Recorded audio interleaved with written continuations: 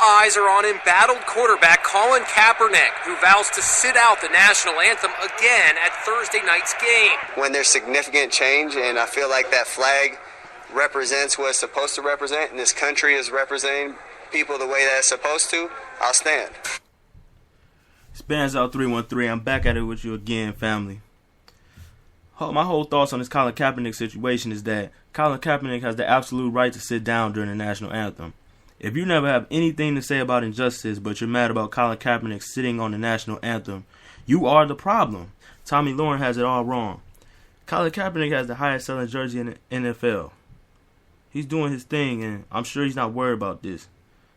People are worried about his pig police socks, but they're not worried about the injustice. For example, in Detroit, it was a cop named Joseph Weekley, a racist cop, and he killed Aiyana Jones while she was in her sleep. Aiyana Jones was a 7-year-old female.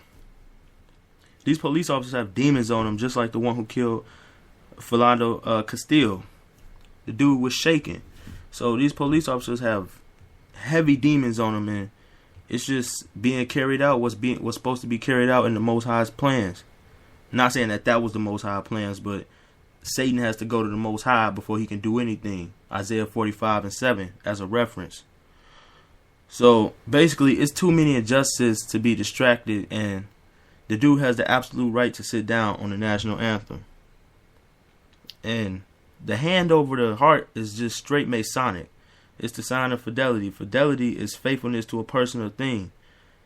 The Illuminati, Boule, Masons, they do this to show their faithfulness to Satan, but they trick us with the whole God word. They say it's God, but if you look up the word God and you do your research, you'll figure out it's reverse backwards abbreviation for dogma. Now, this whole Colin Kaepernick situation is just, to me, it's just being overblown, and I think we all need a history lesson. I mean, because I seen this girl on Facebook, and she had a great history lesson about Colin Kaepernick's, not Colin Kaepernick's, but she had a great history lesson about the national anthem. I think we should all check it out.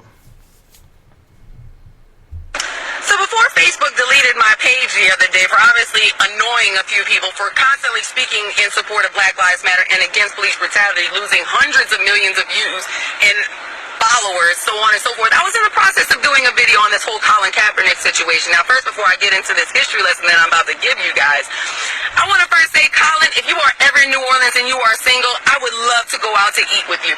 Not because of your looks, because you are a very handsome man. Not because of your money. I make $45,000 a year as a teacher here in New Orleans, and money has never and will never impress me, but simply because you stand, or in this case, sit on principle, and that's a very rare quality to find in today's time. But for those of you who have been sitting under a rock, Colin Kaepernick is a football player for the 49ers. He's a quarterback, right?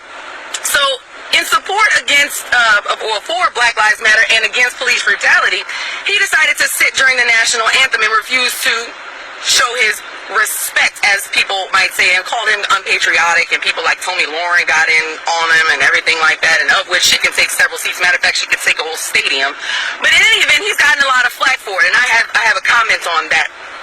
Let me give you a history lesson. So the War of 1812 was between the United States and Britain. Now, besides the fact that this war actually started from American aggression, from Americans trying to take British lands, and we were getting our butt whipped. Now, mind you, this is the same war that cost us the White House, because the British actually burned down the White House. The British actually put a propaganda out there and let the slaves know that if you went to fight for the British, that they would free you and not return you to your owners and to your masters. So several thousand slaves escaped and fought for the British. Now, September 13th, 1814 was the Battle of Fort McHenry. This is what motivated Francis Scott Key to write the national anthem the very next morning. The bombs bursting in there gave proof to the night that our flag was still there, so on and so forth. But what a lot of people do not know is that there was actually a third stanza to that, to the Star Spangled Banner. History must have forgotten it whenever it was adopted in 1931.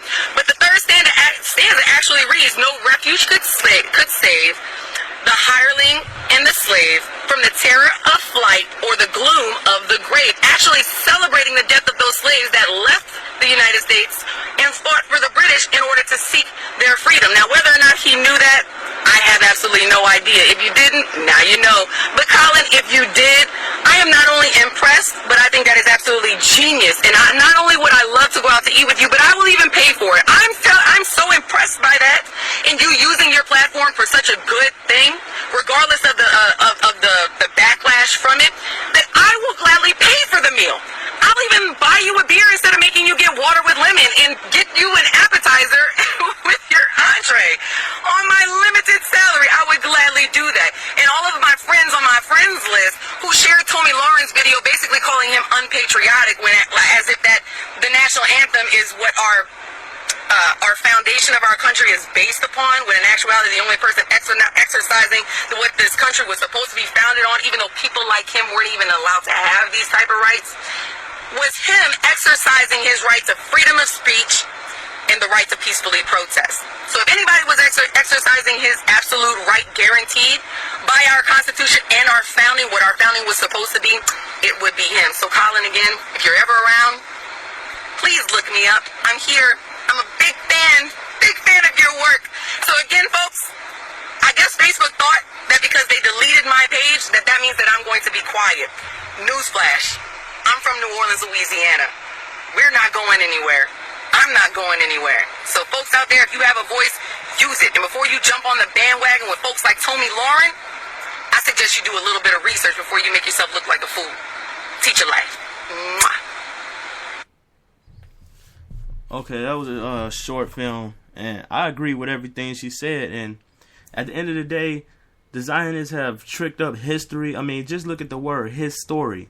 It's their story, you know what I'm saying? So if you look at the definition of these words, you can come to a better understanding. At the end of the day, the Zionists have tricked it up so badly on history, they've hidden the truth from us. So you're not going to be able to open up a book and just get the total truth about everything that we have went through. There's so many lost books. And at the end of the day, we can't continue to follow and fall for these false holidays and traditions, you know? It has nothing to do with our people, or it has nothing to do with righteousness, period. And we're supposed to stand for righteousness. So at the end of the day, you have to stand for something or fall for anything. And I'm choosing to stand for something, for the Most High. And I think everybody else should too.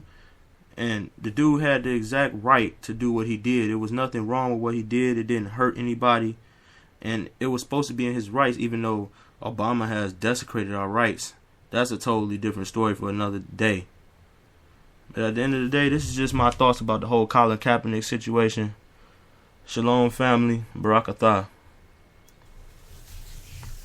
And all praise is always due to the Most High, Yahweh Bahawashim, Yahweh Shai.